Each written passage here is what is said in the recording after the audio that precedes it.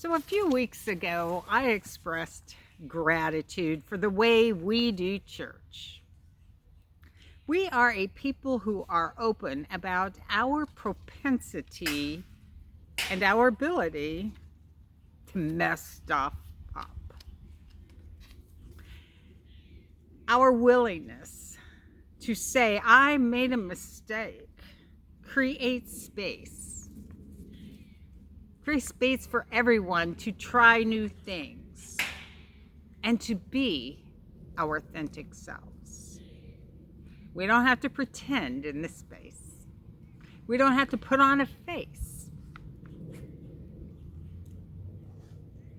In this space, the sacred and safe space, it is okay to say, I messed that up. I tried and it really didn't work out. And if we do harm, if we hurt one another in any way, we say, I'm sorry. That wasn't my intention.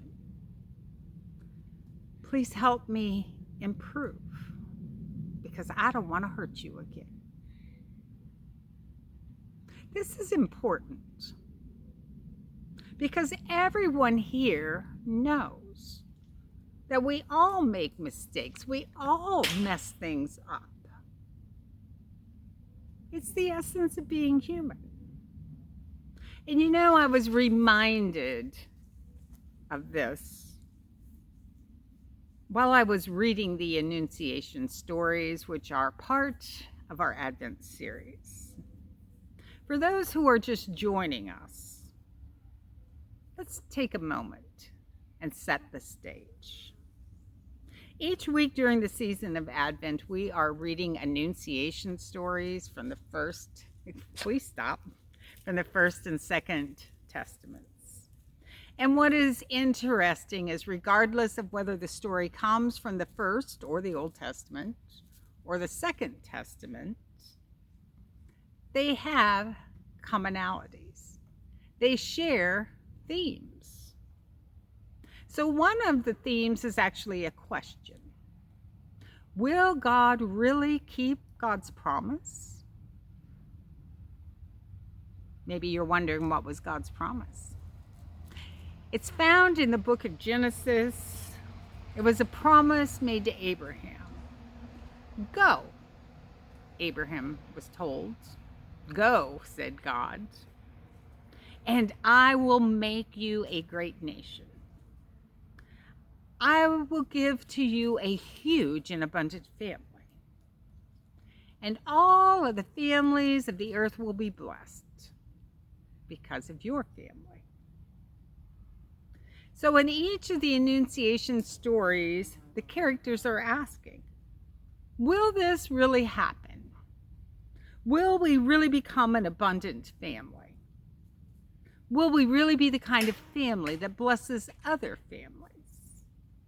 Will God really keep God's promise? The second theme is a shared belief.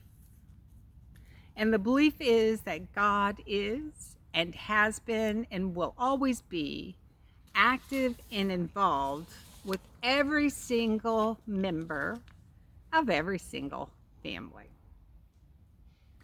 God was present and active in the lives of grandparents and parents and great-grandparents. God is active and present in our lives as well.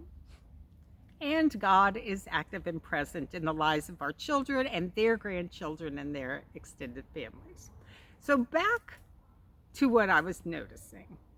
Back to my appreciation for our willingness to say, I made a mistake. I messed that up. I noticed that very same problem was part of the Annunciation stories when I read the whole story. Every time I would read the rest of the story, that pattern of people who mess stuff up was present. The Bible is filled with story after story about family dysfunction, mistakes, messing things up, and yet God was still active. And God was still showing up. The Bible is filled with stories about people just like us who recognize things might not be as they should be, and things might not be as we want them to be. And still God is with us.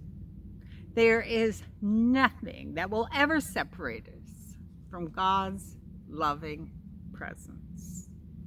Not even our propensity to mess stuff